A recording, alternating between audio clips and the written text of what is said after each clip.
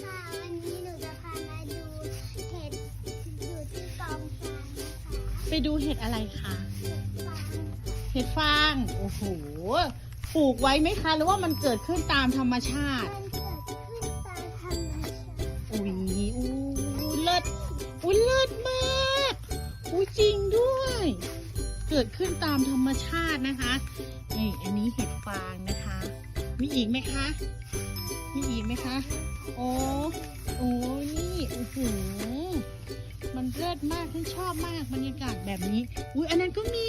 นู่นก็มีอุ้ยตื่นเต้นไม่เคยเห็น แต่มันแปลก ไหน นี่